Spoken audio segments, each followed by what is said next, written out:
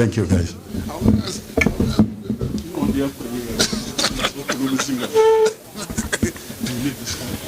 Yeah, yes.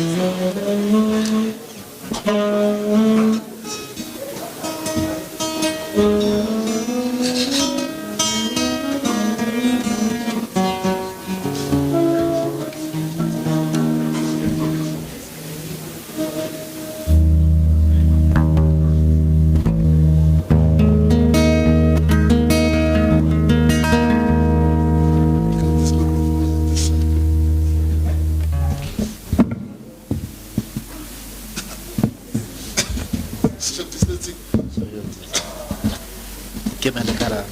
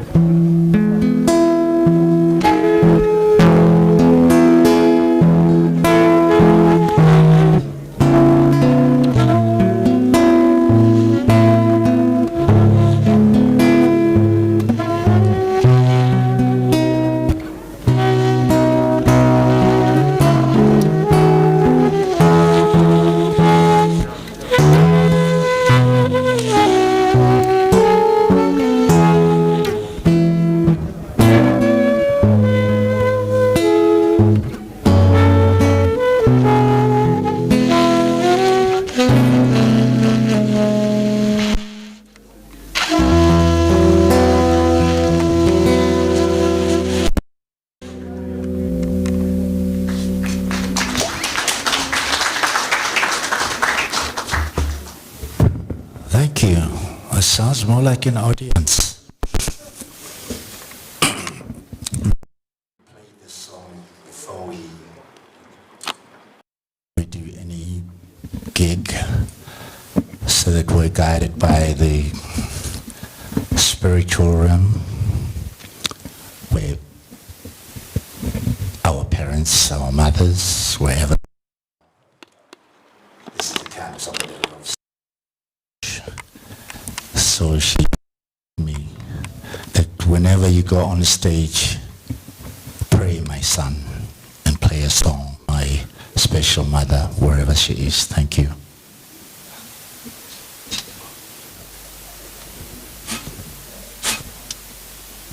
Okay, we'd like to do a... Vusi?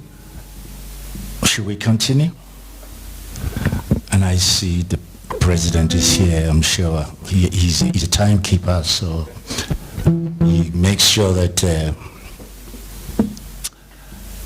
when we have to start every late. So I made sure that I arrived here at 5 o'clock, so that I must be on time. So we're going to do this song. As you can see, there's only 2 of us from the band. We couldn't bring the entire band because if we brought the whole band, it would have been logistically impossible. However, we decided Billy and I will render some of the songs that many of you might probably have identified with. This is a song by Abdullah Ibrahim, who we love so much, and many of you would. And the song is called The Wedding.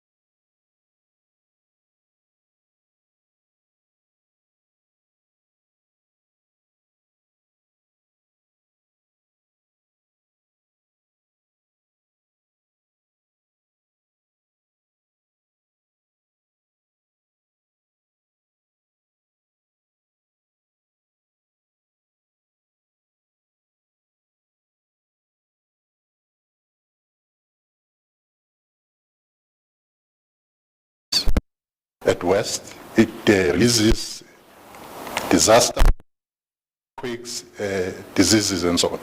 So ours is to ensure that we strategic partnership, and when we're approached by this, about support, especially financially. So when he raised it with us, and the foundation itself, it was very natural for us because of the continent that comes anywhere near the UNISA library. A lot of experience in terms of library work. So the CEO of the foundation was just saying now that the involvement of the government of South Africa in the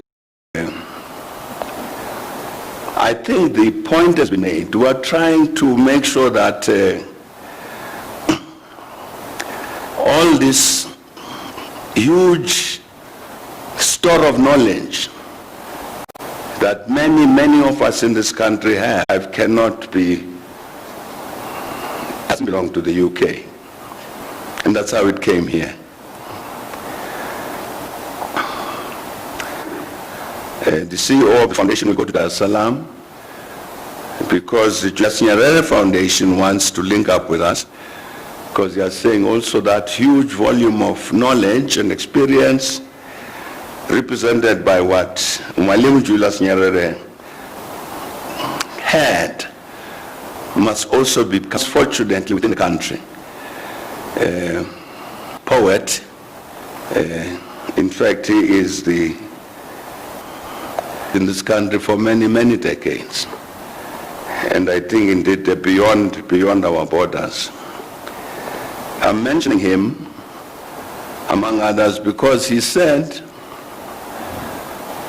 but with a library of this kind, it answers the question for him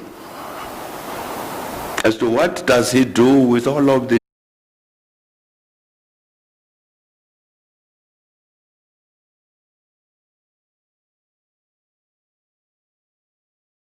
occupied the position he did in government, met with the leadership of the ANC.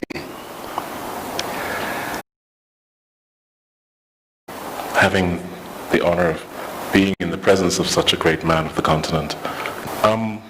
It's an incredible honor and privilege to be working on this essence that's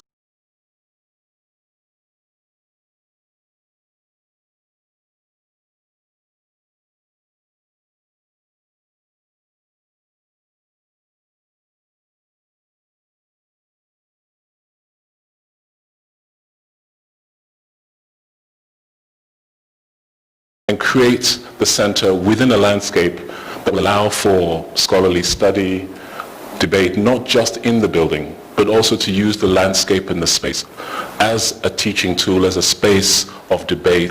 When I started to look at this with all my work, I really, I'm obsessed with the artifacts and the research of the continent, as most of you might know. And I seek not to, in my work, sort of go into just my imagination and draw, but to see if there are lessons from the past that can guide the way we look into the future. When I was asked to do this work, the idea of looking back at the architecture of the civilizations and the gatherings and the communities of the continent, of course, came to mind. I looked at tombs and palaces, I looked at farmhouses, I looked everywhere and realized that I needed that these were specific forms, and this type of building was something new that required its own articulation. In the end, what struck me when looking between the images of the vernacular architecture was to notice that in all the communities of our continent, the science of the habitation of those communities was the ability to cultivate the land and to live with the land. And the secrets of those was the technology that had, as it were, sustained those communities. The migrations that came down from the north to the south, that technology is what was brought with those communities, and also subsequent generations, the migrations that have made this great country. So in a way, for me, it seemed like that the answer was staring right in front of me, but it was not what I thought it was. The answer seemed to be that we were talking about creating another store, another space of knowledge. That the knowledge, this time, is not a granary store where one keeps the seed for the future generation, which sustains them and nourishes them and allows them to continue, but a different seed, a seed of the knowledge of the works of the great liberations and movements on the great work of His Excellency. Once that idea became clear, it felt like the building unfolded itself. The beautiful program of the building encompasses, as the President said, the ability to gather, to debate, to have libraries, to have in-depth research, to have exhibition spaces, to have a place just of conviviality, to eat and rest and to reflect, to have a space that has the ability to have performance, but also a serious place where the study, archiving. The proposal is to make 8 what I call knowledge stores that sit on a plinth in this neighborhood.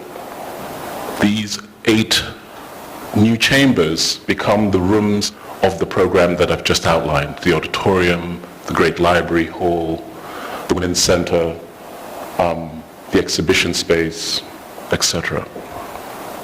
Each one is articulated with a zenithal light that will give it a unique atmosphere. So though they're 8 arranged as a pair, almost as if they're male and female, 4 and 4, they are each articulated in a particular atmosphere and create an ensemble that makes an axis with North Street, the inner part of the composition.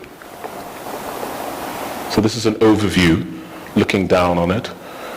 And the thinking is to really make something that really understands the genesis of the form, but also creates an architecture that is radically sustainable, reinvigorates the technology of understanding the use of our earth as the primary resource, the ability to make spaces that allow inside and outside engagement, but to make a dignity also in those spaces that creates a new engagement. This is just a slice to show you the program. It's not to go into any detail, but you can see how what I'm calling the history of these one-room forms of our heritage can make this, but also create their own distinct rooms for reflection or for debate or for exhibition or for arrival. The plinth contains the hard work of the storage, the exhibition spaces, the presidential library, as it were, this sort of display of the president's history present and post-presidential life, and connects with the network that is being discussed, outlined, the library in the university library, etc. This is the kind of engine that is the base that makes the upper buildings work. This is a sort of slice through that. You can start to see what we're trying to do. This will be probably in the country the first net zero building. So it will be carbon neutral, and it will really show a new, we believe, a sort of renewed, not new, a renewed attitude to an architecture that was always here, all over the continent, but also specifically here. Series of views from the street. These stores of knowledge, chambers of knowledge, are bisected with these lenses of light. They become these incredible rooms where one is at once looking at a future, but also seeing a past, able to, that encourages excellence in those who are engaged with the work. And we hope that the project becomes a very important seed in the renaissance of architecture and the work that is being discussed in this library, that needs to be catalyzed all over the continent.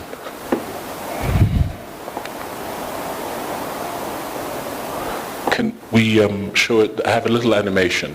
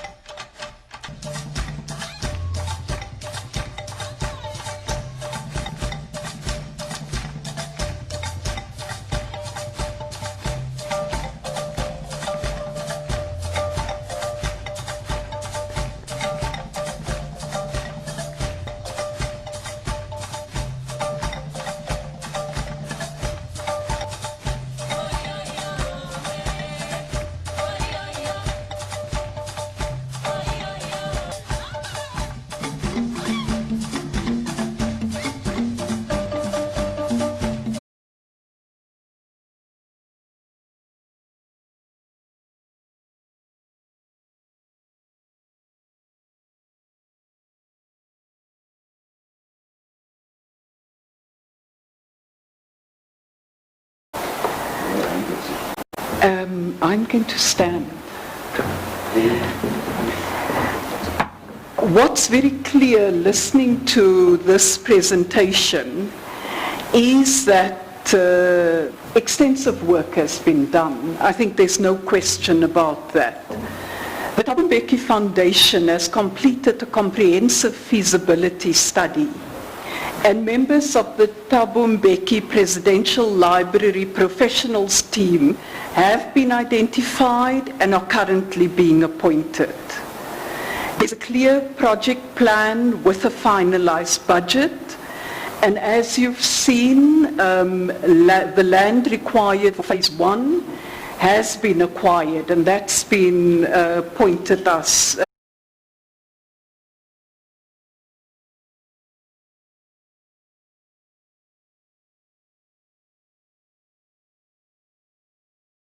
into play. And at this particular point, I'm going to start a discussion, and I hope there's mics that are available. I'll take one from here, and It's okay, we can share this one. We can share that one, yeah.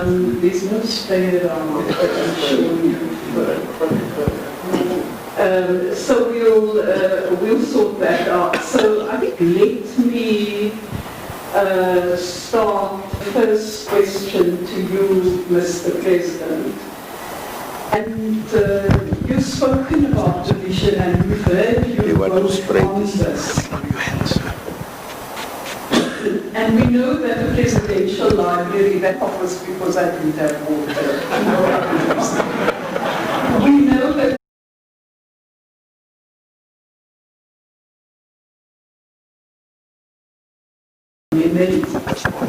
in a presidential library with a goal to, as you and Sir David said, to educate, prepare young thinkers, not only to be effective political leaders, but to be leaders in all spheres. Your thoughts, Mr. President? Well, Geraldine, I think perhaps as one gets older, I think one gets to understand even oneself better. And in that context, I'm trying to say, I would say that a lot of the time is that many things which you think are your own personal discoveries are not in fact discoveries of something new. It's an expansion of your frontiers of knowledge. Something which you didn't know, which you think you created, you didn't. It's important, I think, to understand that, to understand the importance of memory, therefore memory, to understand the past. It is new when it isn't.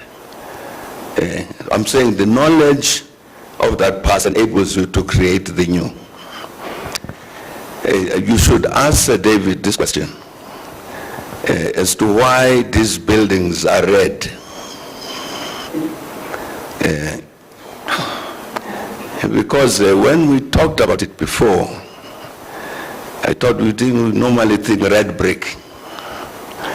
And he said, he mentioned this thing in passing, that historically when he looks at the tradition of African architecture, with all of these buildings he was showing, they are mud brick. Yeah. So he said these buildings are going to be mud brick. So, said David, you can't. And he explained it. Explained it technologically, that you see, you've got this extraordinary knowledge, indigenous African knowledge. You can't throw it away. Let's base ourselves on this indigenous knowledge in order to create something new. This mud brick that turns out produce buildings red is a new kind of mud brick, but is based on this historical knowledge among Africans. I think that's a good example of the importance of the knowledge of the past in terms of helping you to create what is new. And I think that's what this library must do, in terms of training new generations to be builders of a really new reality. They need that memory. So on that note, Sir David, you're going to tell us about these red bricks, and we're going to hear that. But as you do that, you've also built a practice rooted on the appreciation of African design, and it's come through the presentation, and this African design heritage. Talk to us about the journey to discovering and understanding this as a possibility of African descent who was educated in Europe. Welcome to this. I think that, because the answer is in that, for architects of color, searching for the identity and the way in which they must understand or try to use their histories to find, to use, to express their humanity in this, it became clear that we clearly have had not that industrialization that has created the modern world that we see. But, you know, a story that I always love when I was reading from who's a dear friend, who is a dear friend. He talks about how, you know, the Renaissance in Europe happened from the fragments of the destruction of Rome. The architects and the artists searched for fragments. They didn't have Rome. It was gone. And we know now and think of as though that is the classical world that existed. It is not. It is a reconstruction. And I think that that is a clue to a generation of architects searching for knowledge, that we have the fragments, and we have to now let the fragments teach us how to make that world again, and not to see the fragments as ruins or not part of the world that, you know, is modern or, you know, can't be relevant. And also at the same time, we can't just mimic the fragments, because the fragments are from a different time. We have to learn from the fragments and see how they can allow us to boldly go into a future. So for me, that was the same. I was, you know, I was born on the continent. I was born in East Africa. My parents are West African. I traveled all over the continent, a blessing that I now see, because my father was a diplomat. I was educated in Europe in my teens and sort of early 20s. And then I moved, my thirst for knowledge took me all over the world. But in the end, I always kept coming back to the continent. And it's the meditation of the continent, and at the beginning, through the tragedy of making projects that were about trying to honor black lives, either in the UK or in the US, that compelled me to really be steadfast in meditating on what these fragments could teach, and to use the critical thinking of, you know, what one has learned, to reflect on that and to imagine possibilities.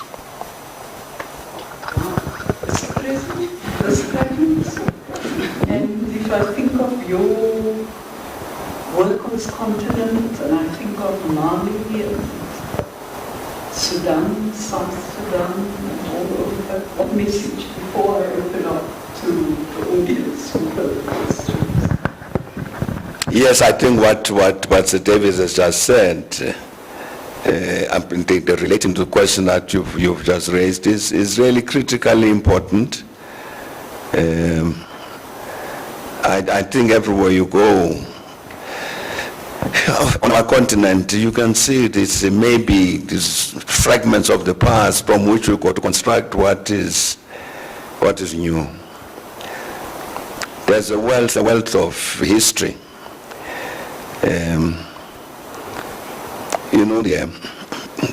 You know that we spent quite a bit of time in Sudan. and asked by the African Union to do some things there in Sudan. And one of the things I regret about that is that we never had time to visit the north, Nubia in the north, because that's where you find the first pyramids, before the Egyptian pyramids. It's an extraordinary story of that African civilization. In the end, at some point, they produced the pharaohs of Egypt. They came from Sudan. And when you look at, look at the museum in Khartoum of that civilization, it tells you something. It gives you inspiration to do something that is new.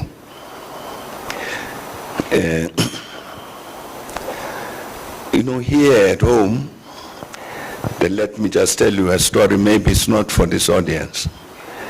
And the audience at large. And the audience at large. No, there was some scholar in Europe, some years back, who wrote an academic piece about the psychology of liberation in South Africa, and put out a thesis that really that kind of arrival at psychological emancipation came to us rather late, in the 70s and 80s. So I read this learned thesis and I was saying, but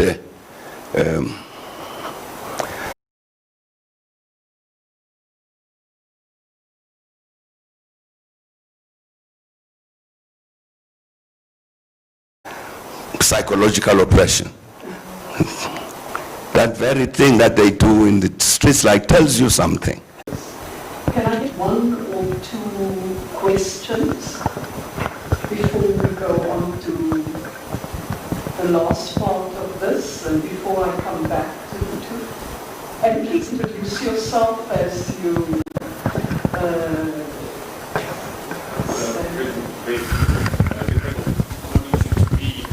just hold on to the mic, because people out there will be.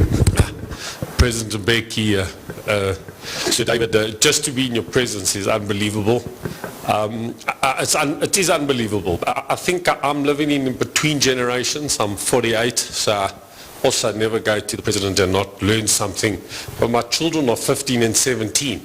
And what I'm battling is how do we get the next generation interested in the presidential library? I mean, it's absolutely magnificent.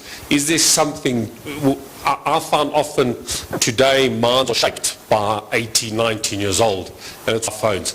How do we, just a suggestion and a concern I'm living with in between, seeing the brilliance of our forefathers and hoping our children will be as brilliant, but already making their minds up by Twitter, Instagram, social meetings of what came before them.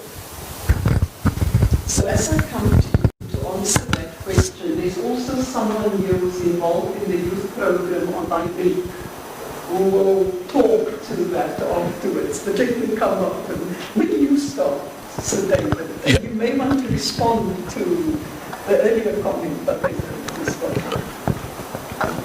Let me respond to that one first. You know, it's a constant issue that is, you know, there is no magic bullet. But what I definitely can say to you is that the citizens, children or adults, perform on a stage called the city.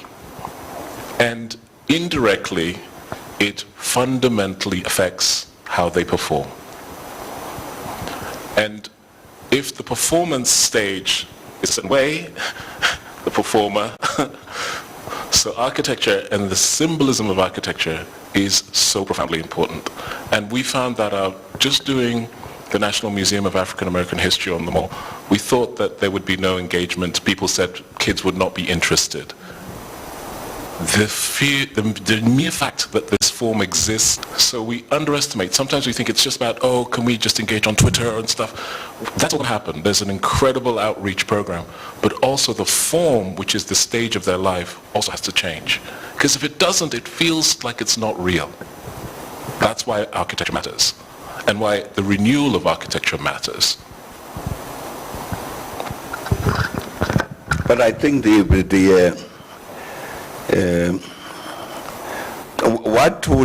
what is inspiring in terms of what was Zev Krengel did introduce himself. The young people, my experience, young people here in this country, and indeed in other African countries, have got very inquiring minds. They're always asking questions. From the simplest question, did you enjoy it when you were president? Why do you ask? Not because I want to be president. So I'm saying that if we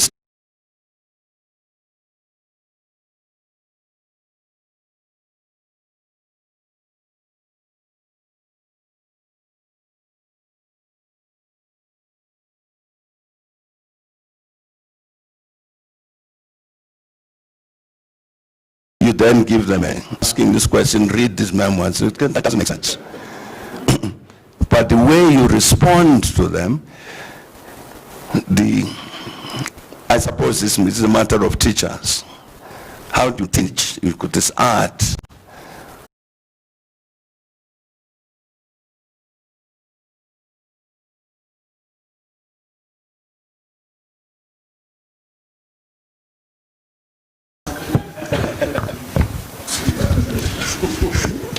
You're spoiling my appetite.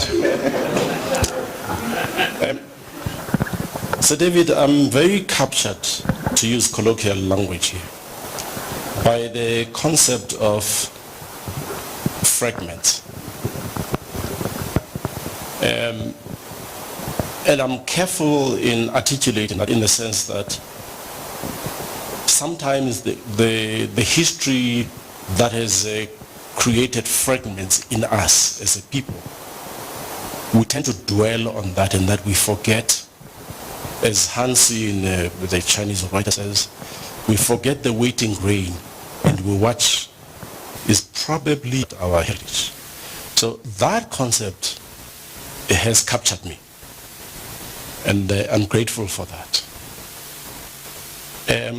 The president will remember, and Zev will remember, something we failed in when we were offered a technology to record, not only to record, but to be able to retrieve from a storage perspective, to retrieve a knowledge about what life under apartheid meant. Whether you were a boy from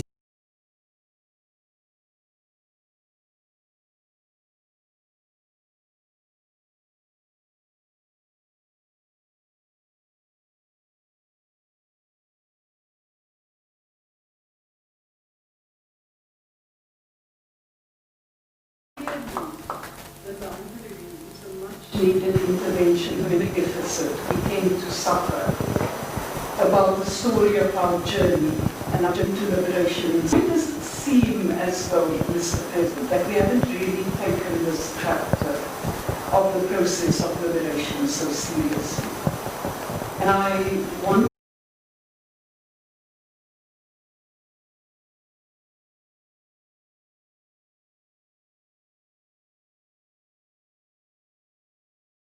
Salim in 8 books, because some of the books are volume 8, part 1, part 2, part 3, which is about this question, about the history, South Africa's road to democracy.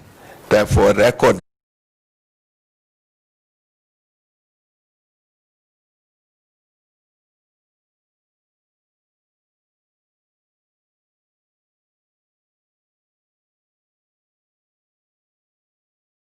those books and write them in a way such that they become accessible to the young people that Zev Krengel is talking about. So it's a very big project about that.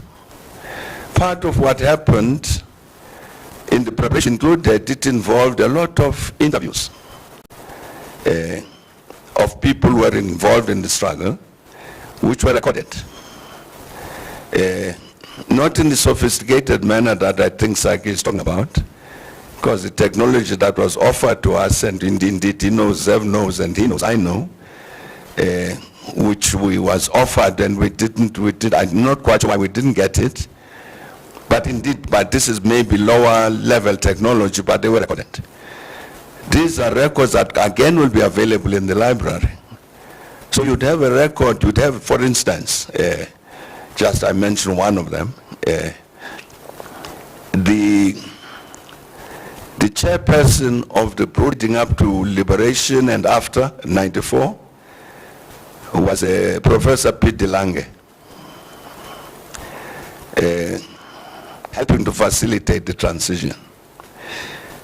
Now this project, the South African Democratic Education Trust interviewed him, recorded him. So the library would have a record of this. Now listening to this prominent Afrikaner leader, in his own words, what happened, what were the circumstances and all of that. So I'm answering this question, the program director of yours, to say there has been a very serious attempt, in fact, to attend to this matter in the book form and in this recorded voice. Went to Russia, I don't know whether it's true or false, and got a military training. Are you starting to tell the story? I should allow you to come with even story. No, let them ask the other questions.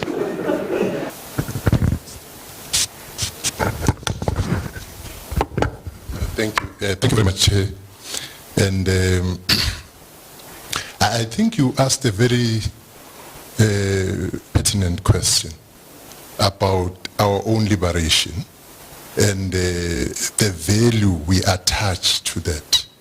The President spoke. Many a scholar who are part of that process were part of an earlier process by SADC, which it assigned to the late General Hashim Mbita of Tanzania to compile, in fact it's a 9-volume, about the liberation struggle in the frontline state, or SADC, as you put it. This is one of the key reasons we thought it's natural that we get into partnership with the library, the presidential library, because it is about to complete the whole picture of what UNESCO charged the leadership of the continent to come up with what is called the roads to independence.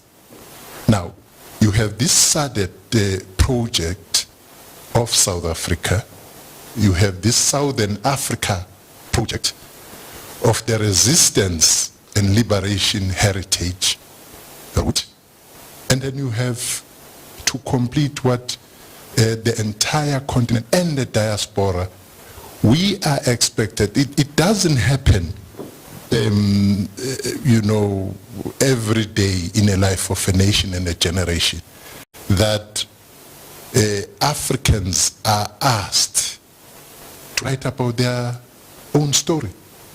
As we speak now, the AU and everybody else is expected to write about that story. So it is going to ensure that as we move forward, we understand who we are. That is why I said earlier on, the government decided a few months ago that we should create a resistance and liberation movement museum. You have Apartheid Museum, you have Voortrekker, and so on. But the movement, the Liberation Movement Museum, the government is seized with now, so that we respond to this question and also respond to the hunger or the thirst the President spoke about of our people generally, about ourselves. Thank you very much. In the library there will be spaces for discussions and all, and clearly the discussions have stopped. I think already there's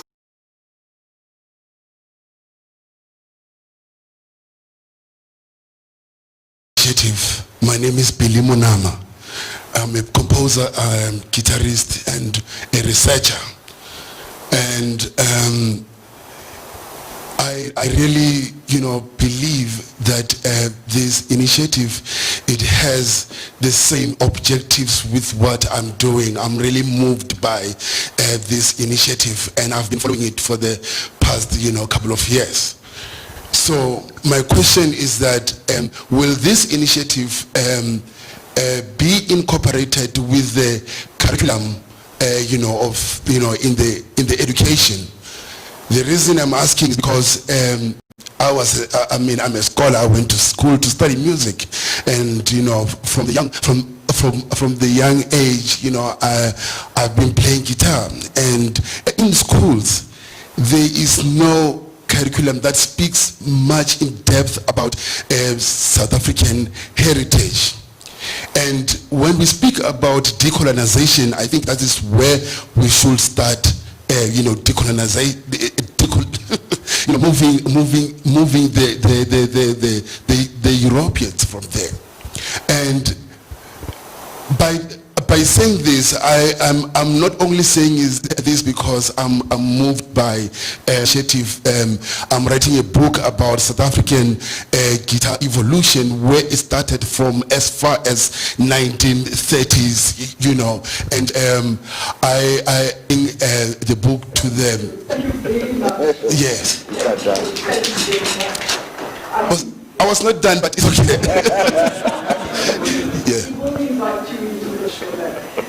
I believe that there are artifacts in the room, so please have a look around. And I'm told, Sir David and Mr. President, that amongst it, we have the original transcript of Kwame and Nkrumah's book, I Speak of Freedom. So, Sophie, you will...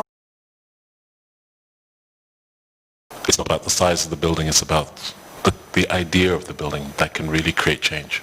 So I hope that we are all co-joined in sparking this renaissance.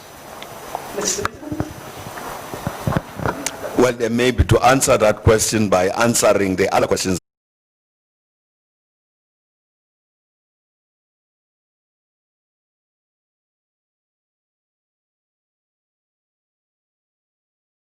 For instance, about 1,000 schools on the continent and schools within the country, so that young people at school have got that kind of access immediately. So that is a question that was posed, whether there would be that. That's part of the thinking with regard to the access of young people to what would be in the library.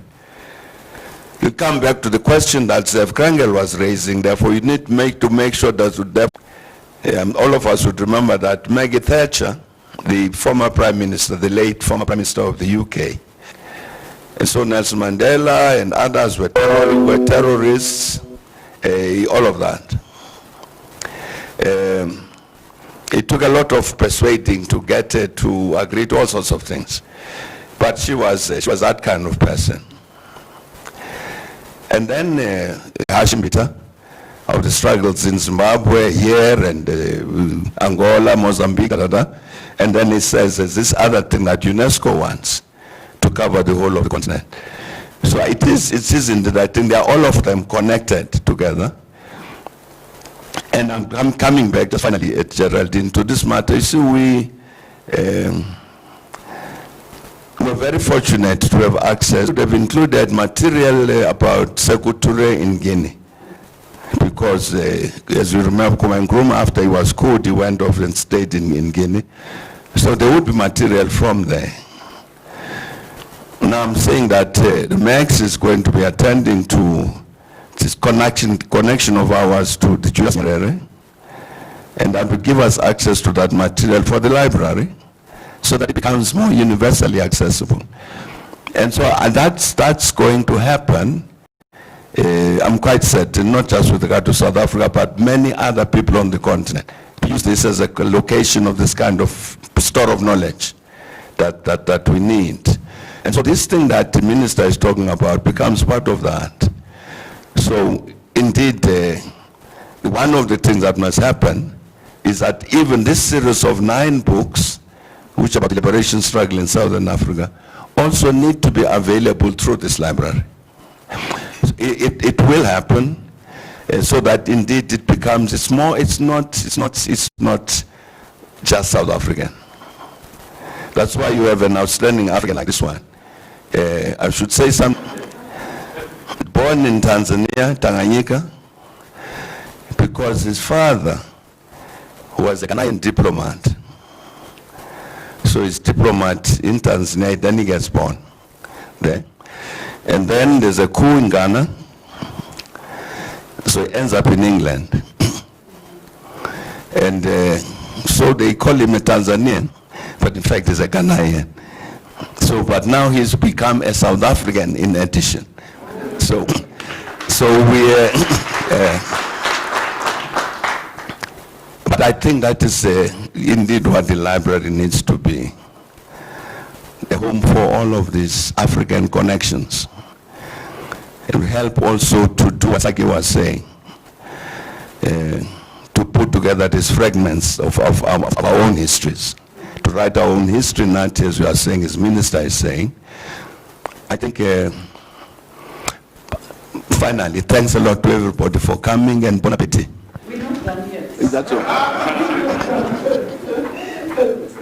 Yes, indeed. I just quickly want Professor Vincent Pafan to say a word.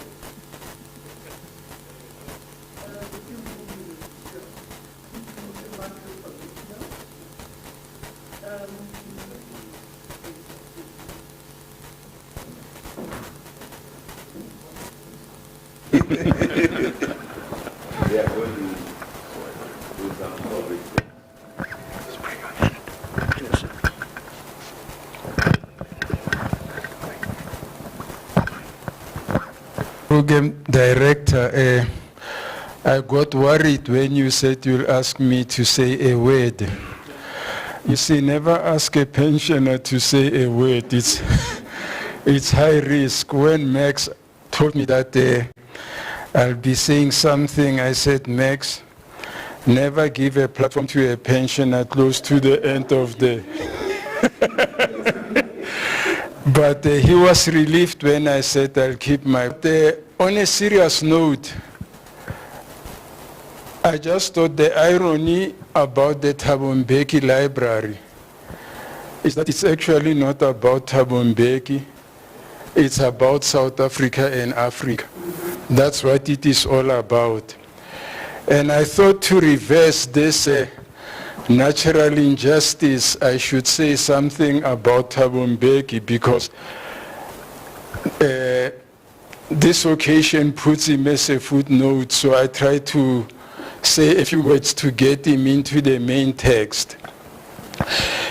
And two things that struck me about his presidency, both as a deputy president and a president, is that he has prepared to get right, was to repair the economy of the country. And believe me, if your economy is in disarray, everything else will be a bigger mess. It is as simple as that. And a serious leader, that's the first thing you want to get right. The second thing he got right as a priority was to remind us that as South Africans, we are not an appendage to the continent. We are Africans, we are in the continent.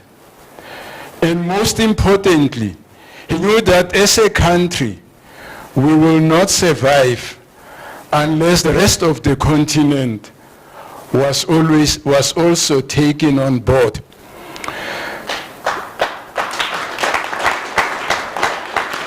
The third thing I want to mention, it struck me, and he may have forgotten it himself, was that when we went to the national election after the first term, he was going into the second term, he did something extraordinary, and he may have forgotten about it, but as a political observer, it struck me as extremely counterintuitive.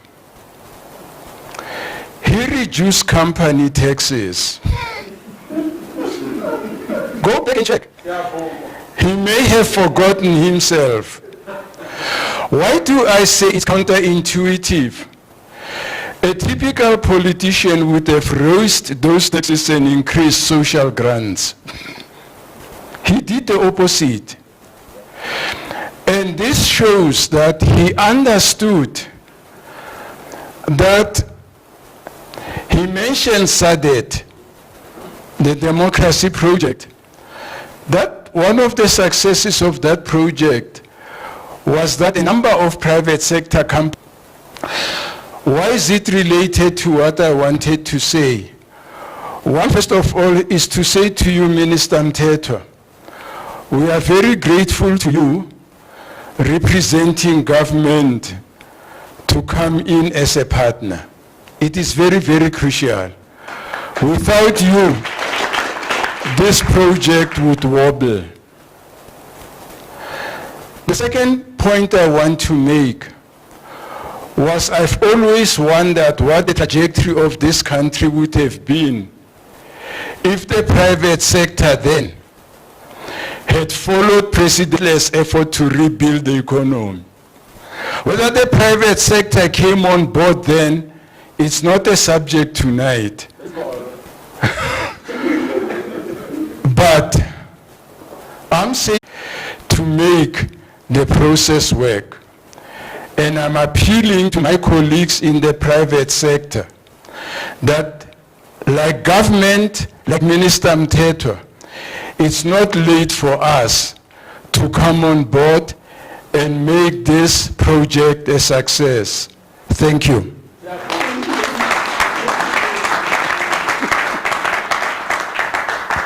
I want to make 3 comments on that one. I think Johan Rupert in the not too distant past actually confessed to the fact that the private sector were reticent and did not respond as they should at the time. So you spot on, Professor Mapai.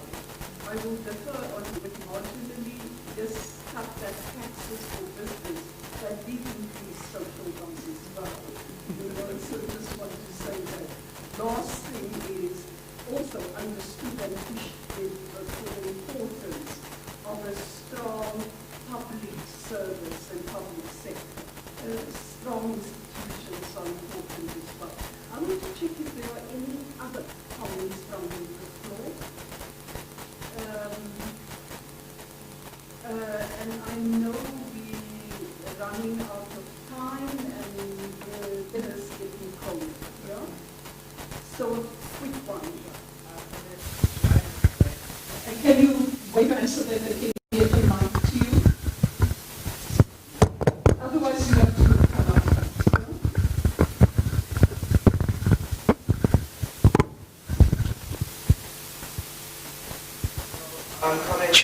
I don't think it's on. Okay. So, Comrade Chunara Mohammed, Mailing Guardian 200 inductee in civil society in the 2020 cohort. As a leader of the youth, I would like to pledge my first break. And I would pledge and I would also encourage every single one in this room today to do the same so that will bolster, the inch.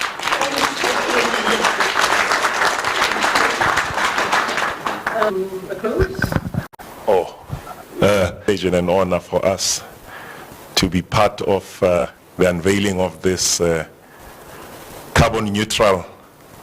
carbon neutral building in the continent, and indeed a repository of and center of memory of the African Renaissance. Thank you, Mr. President, for planting the seed in many of us to become protagonists of the African Renaissance, as you have taught us. We look forward to journey with you in realizing this life-held long dream of building a center of memory for African Renaissance as well as regional integration. Thank you. Is there a last hand at this point? Yes, it's Ambassador Barbara Masakela at the back. I would like to congratulate the Thabo Mbeki Foundation for having decided to have the library in a living community. That is not somewhere on the hill, you know, a neighborhood where people live and there's lots of traffic. And I'm also very happy that thought has been given to the participation of the youth in the program, and that there seems to be some plans for some interactive activities with the library. Otherwise, I'm afraid, you know, one thinks of libraries as those places where old people go. My last comment is that I think that the whole idea, the creativity of the people on the African continent, that there is no special place in the library for the creative art. In the end, the library cannot do everything for everybody, you know, design, and I just cannot imagine all those dull scholars going in there and not having artists who are alive and finally... Ambassador Barbara, I must interject, because we'd have an exhibition space and a space for the creative arts to be there. You're absolutely right. Thank you very much, yeah. And we have young artists that are actually involved in it right now, you know, in the overall process. I'm happy about that, yeah, thank you. And I also wanted to say on a personal level that, you know, David is very modest because he actually has other buildings here in Johannesburg. And I think that, you know, they should be made known as well by his association with the Thabo Mbeki Presidential Library, and among other things that he did design the pavilion for my late brother Hugh Masekela, and it is a beautiful, beautiful work of art that we will always appreciate. Thank you for that. I'm going to come to the front, but I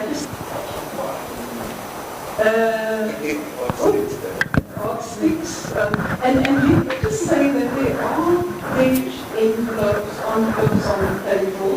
We've had the young man challenge us all to buy a big. And I have 2 grandchildren, so I'm going to sort out something on that. But you've got to follow up with me on that. So I'll speak. Hi, good evening. My name is Sipo Mabuse. I'm a musician like Billy, and probably some colleagues are in the house. I live in Soweto, and one of the things I'd like to say, thank you very much, Mr. President, for raising our consciousness about the library. Soweto is ready to contribute.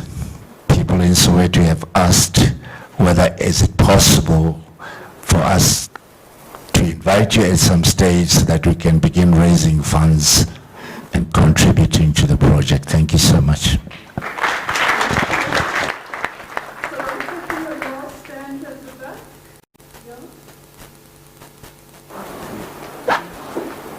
Who's that?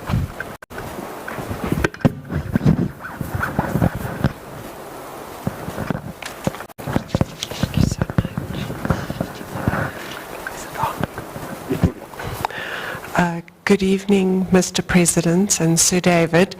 My name is Tandy Coleman. I'm from Polyfloor, South Africa.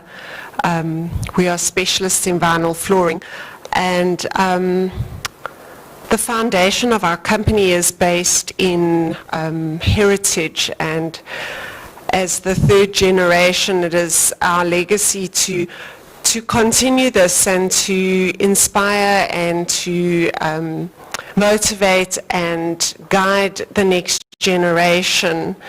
And it is this passion in us to guide that fits so beautifully and is so in line with the Thabo Mbeki, with Pindi and her gang in the Build a Brick or Buy a Brick Foundation incentive, and it's just so special to me. And I think that is a way we capture the youth and we create interest. And I was very privileged this week to have tea with Mam Mbeki and a couple of other people, and I was told some stories there that just absolutely redefined the way I thought about things.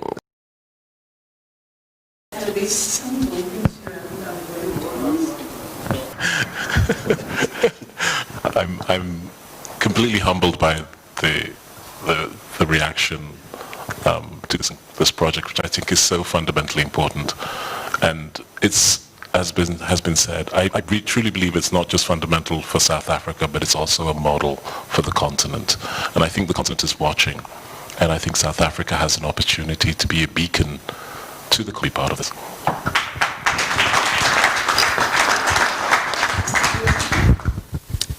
Before we came here into the room, we were sitting there with Sir David and Minister Mtetwa, and we were crying among ourselves about the state of the continent. That everywhere you look, starting from this country, is very difficult when you look around to see anywhere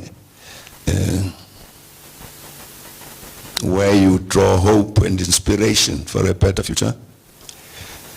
But it's a challenge. And as I was saying earlier, I'm really very, very pleased and very inspired that even in terms of what would be visible to the eye, the thing that Sir David has done, for us as Africans, we can do better. So I hope that's what the library will do. Thanks. Thank you, Mr. President. Thanks to David. As the continent, we can do better. So we no longer live in an era where the person who holds the documents is the only one with the power. That the beauty of such spaces need, as we stated earlier this evening, both financial and non-financial support, and we look to everyone who holds a census by buying a brick, and your name goes on that brick, or the name of the one who you dedicated that brick to will be in the wall of the library. But let me at this point call on our chairperson, chairman, Sis Trophy, to come and close this for us. We would not have an event without you saying.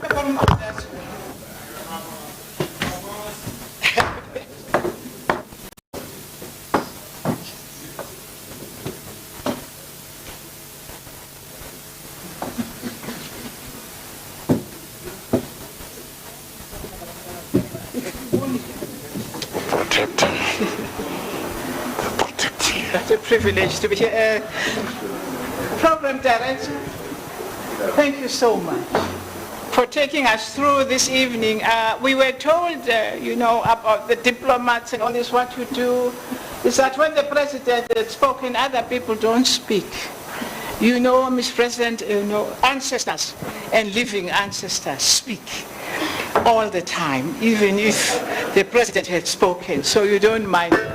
Thank you for taking us through in this exciting evening and exciting time. I will not follow my script because it's too difficult to do that at this time of the night. This has been a beautiful moment, absolutely a beautiful moment, and I I think that there is hope for this continent. I think this kind of vision and this kind of a dream of, we thank a number of people. Some of them have been thanked already, and so I will be doing the repetition. I do want to recognize you, Professor Makanya. I have to, before I speak, because you are our very special partner. Stand so they can see you.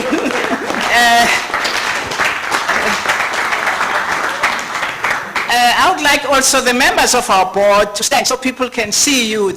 We have a lot of wise men and wise women. Stand, members of the board, so they can see you. Some of them stand, they can see you over there. I think the library launch has given us so much hope on a number of things. Your prophecy, Mr. President, and your love and passion for this amazes me. It's not in my notes, but I can't help but share it for those who would like to write a book. I was in charge in this country, assigned by him to manage elections, and in the later years he proposed my name that I should belong to a very prestigious committee. We were called the Panel of the Wise for the continent of Africa. Now really, that's wisdom. Thank you, Mr. President, for putting me into this committee.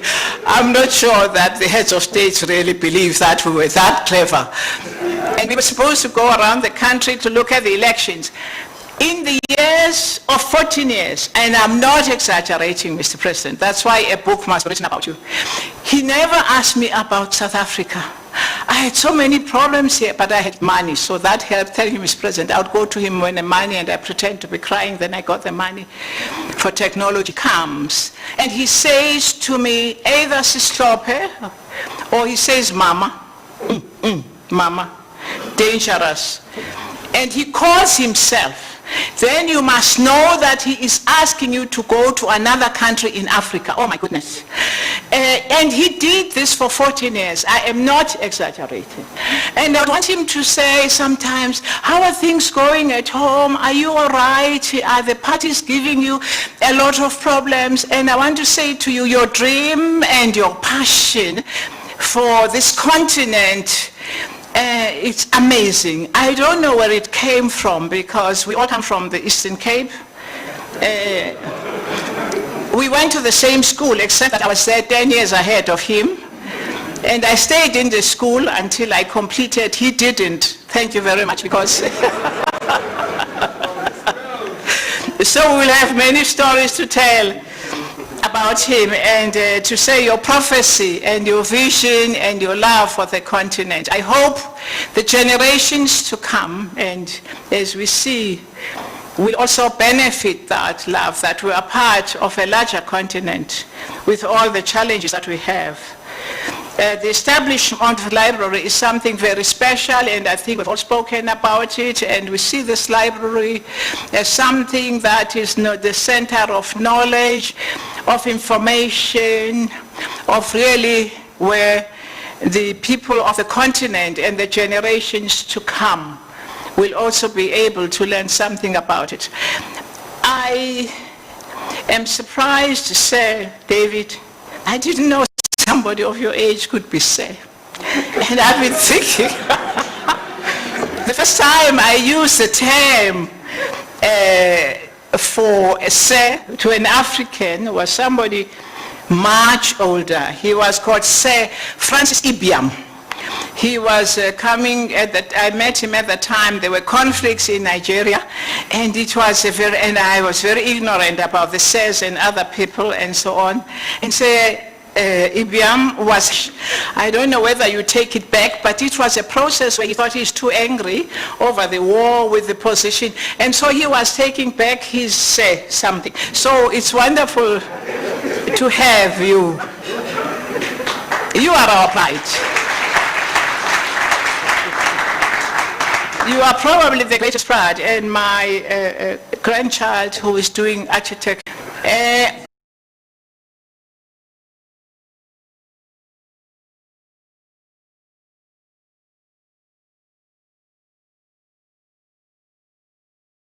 Of churches, In 1969, this program was chaired by a Ghanaian judge. It was the first time a woman, I want you to know, who was a judge at the right time. We are proud of you. We love you. But I would like to thank the people who are here this evening. Thank you for being here this evening. And I want to thank those who participated this evening through the technology that we have. We have to observe all these things, so not everybody could come. And thank you for participation and for setting through. I also particularly want to thank those people who are already committed to join us in this journey. There are a number of people who are already working with the CEO and the team, doing all kinds of things, and they are in the background, and I want to thank them for that. I want to thank people who have not actually made the donation you do, and that we will be able to carry this journey. I think that this experience will help us not only to talk just about the library, but to begin as South Africans also on occasions of reflecting and talking about. I spoke to a woman this morning, a young woman who was very impressed by what we are doing and said she thinks that this library will do amazing things. I did tell her that there will be a section in the library for women. That's all I knew. I didn't know.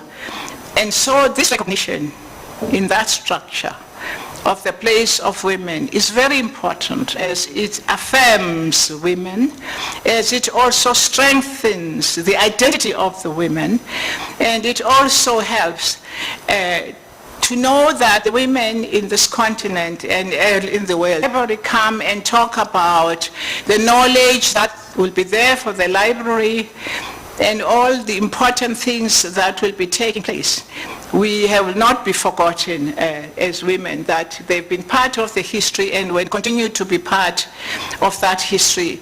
I would like to ask all of you to stand and we just clap and thank everybody, and finally to say CEO to you, your team, done an amazing job of planning this occasion, hustles and hustles, of planning especially this time when everybody cannot be here, and we appreciate your team and the work that it has done.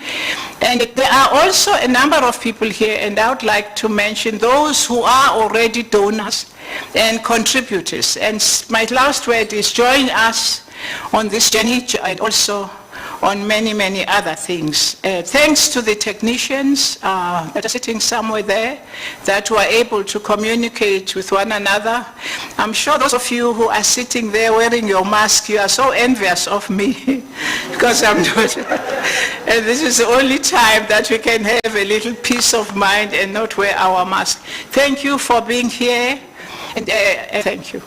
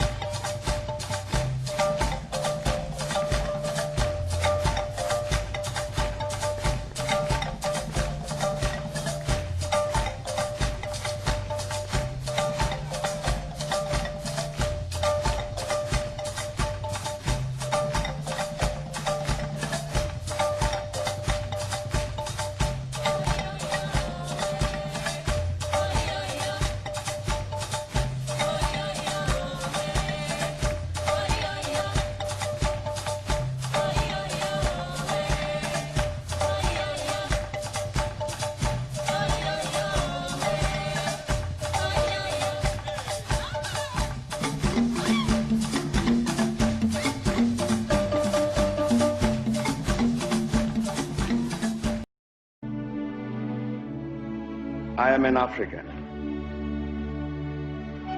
I owe my being to the hills and the valleys, the mountains and the glades, the rivers, the deserts, the trees, the flowers, the seas, and the ever-changing seasons that define the face of our native land. My body has frozen in our frosts and in our latter-day snows. It has thawed in the warmth of our sunshine and melted in the heat of the midday sun. The crack and the rumble of the summer thunders, lashed by startling lightning, have been a cause both of trembling and of hope. The fragrances of nature have been as pleasant to us as the sight of the wild blooms of the citizens of the veld. The dramatic shapes of the Drakensberg, the soil-colored waters of the Likwa, Iqeli, Notugel, and the sands of the Kalahari have all been panels of the set on the natural stage on which we act out the foolish deeds of the theater of the day.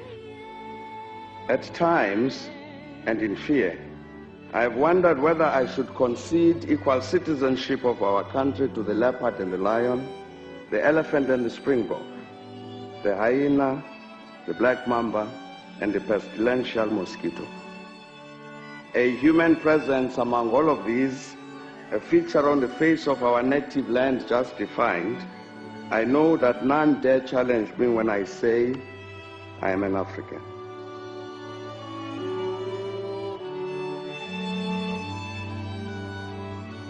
I am the grandchild of the warrior men and women that incense Kukuni land.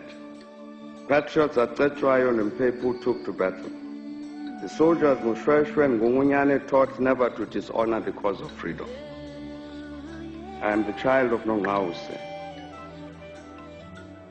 I am he who made it possible to trade in the world markets in diamonds and gold and the same food for which our stomachs yearn. Being part of all of these people, and in the knowledge that none dares contest that assertion, I shall claim that I'm an African.